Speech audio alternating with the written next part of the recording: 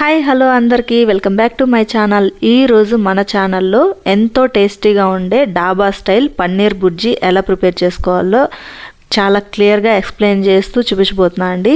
చాలా అంటే చాలా టేస్టీగా ఉందన్నమాట.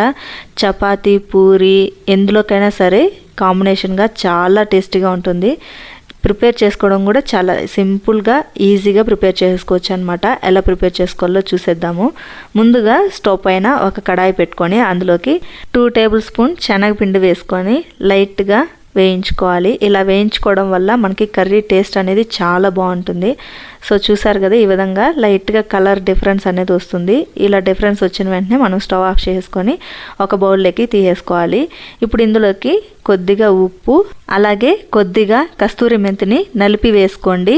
కారం 2 టేబుల్ స్పూన్, ధనియాల పొడి 2 table spoon, garam masala 1/2 table spoon వేసుకొని ఇందులోకి ఒక 1/2 కప్పు పెరుగుని యాడ్ చేసుకోవాలి. అలాగే 1/2 కప్పు పాలును కూడా యాడ్ చేసుకొని మొత్తం అంతా కలిసే విధంగా మిక్స్ చేసుకోవాలి.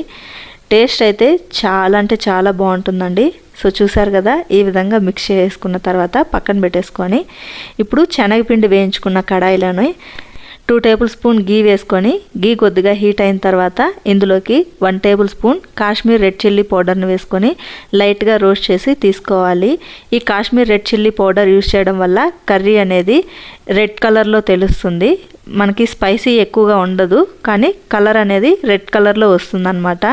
ఎక్కువగా డాబాస్లో, రెస్టారెంట్స్లో మనకి కర్రీస్ రెడ్గా ఉండడానికి కారణం అయితే ఈ కాశ్మీర్ రెడ్ చిల్లీ పౌడర్ని యూజ్ చేయడమే.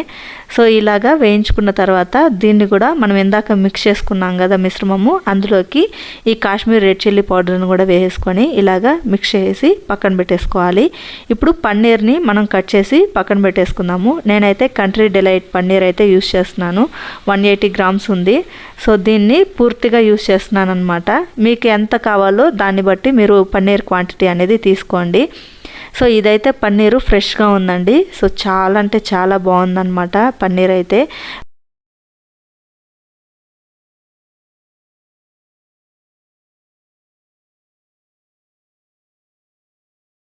పన్నీర్ని చిన్న చిన్న పీసెస్గా కట్ చేసుకొని ఆ తర్వాత స్మాష్ చేసుకున్నాను.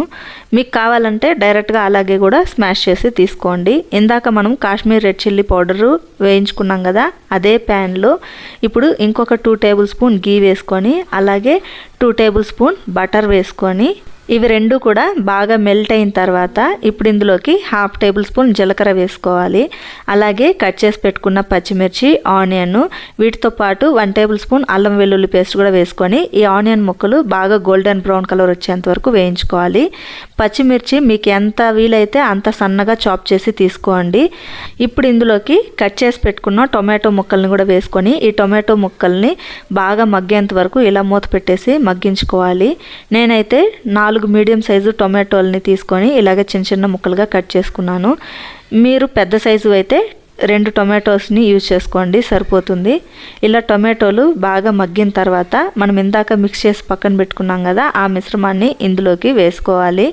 అలాగే దీంతో పాటు కొద్దిగా కొత్తిమీర కూడా వేసుకొని బాగా పచ్చివాసన పోయేంత వరకు వేయించుకోవాలన్నమాట. ఇలా కొద్దిసేపు వేయించుకున్న తర్వాత ఇప్పుడు కొద్దిగా వాటర్ యాడ్ చేసుకొని మళ్ళీ ఒక 2 నిమిషాలు ఇలా వేయించుకున్న తర్వాత మూత పెట్టేసుకొని ఆయిల్ బాగా పైకి తేలేంత వరకు స్టవ్ని మీడియం ఫ్లేమ్లో పెట్టుకొని మనము ఉడికించుకోవాలి. అలా ఉడికించుకోవడం వల్ల కర్రీ టేస్ట్ అనేది చాలా బాగుంటుంది. సో చూసారు కదా, ఈ విధంగా మనకి కర్రీ పైకి ఇలాగా ఆయిల్ అనేది తేలుతూ ఉండాలి. ఇలా తేలుతున్నప్పుడు ఒకసారి కర్రీని అంతా మిక్స్ చేసుకొని ఒకసారి టేస్ట్ చూసుకొని ఉప్పు కారం సరిపోయిందా లేదా చెక్ చేసుకొని ఏదైనా తక్కువైంది అనిపిస్తే కనుక ఈ స్టేజ్లో యాడ్ చేసుకొని తర్వాత స్మాష్ చేసుకున్న పన్నీర్ని యాడ్ చేసుకోవాలి. ఇలా పన్నీర్ మొత్తం యాడ్ చేసుకున్న తర్వాత ఒకసారి పన్నీర్ అంతా కర్రీలోకి మిక్స్ అయ్యే విధంగా మిక్స్ చేసుకొని ఇప్పుడు మనకి కర్రీ గట్టిగా కావాలన్నా లేదా పల్చంగా కావాలన్నా అనే దాన్ని బట్టి వాటర్ అనేది యాడ్ చేసుకోవాలి. అది కూడా నార్మల్ వాటర్ అయితే అస్సలు యూజ్ చేయకండి, హాట్ వాటర్నే వేసి మిక్స్ చేసుకోండి. ఈ విధంగా మిక్స్ చేసి మూత పెట్టేసి ఒక 2 నిమిషాలు ఉడికించుకున్న తర్వాత ఆయిల్ అనేది పైకి తేలుతూ ఉన్నప్పుడు ఇలాగా ఒక 1/2 లెమన్ జ్యూస్ని యాడ్ చేసుకున్నామంటే కర్రీ టేస్ట్ అనేది సూపర్గా ఉంటుంది. ఇలాగా లెమన్ జ్యూస్ యాడ్ చేసుకొని స్టవ్ ఆఫ్ చేసుకోండి, సరిపోతుంది.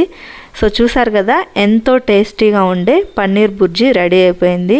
ఈ పన్నీర్ బుర్జీ చపాతీ, పూరి, పరోటా ఎందులోకైనా సరే చాలా అంటే చాలా టేస్టీగా ఉంటుందండి. తప్పకుండా ఈ పన్నీర్ బుర్జీ రెసిపీని మీరందరూ కూడా మీ ఇంట్లో ట్రై చేసి మీకు ఎలా వచ్చింది ఏంటనేది కింద కామెంట్ సెక్షన్లో కామెంట్ చేయండి. అలాగే ఈ వీడియో కనుక మీకు నచ్చినట్టయితే లైక్ చేసి మీ ఫ్రెండ్స్ అండ్ రిలేటివ్స్కి షేర్ చేయండి. Thanks for watching. బాయ్.